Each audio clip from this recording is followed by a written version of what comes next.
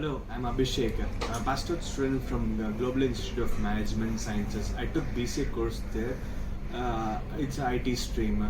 After I finished my college, I came here to Pyspiders.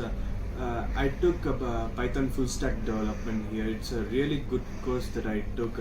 Teacher faculties who's teaching here really taught very well.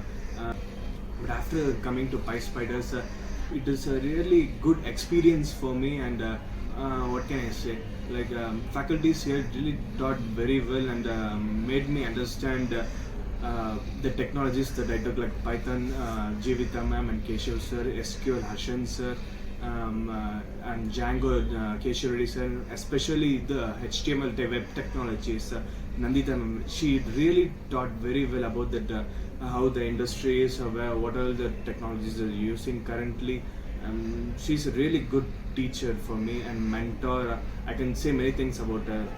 Thank you, Pyspiders, for the course and amazing thing that you did for me. Thank you.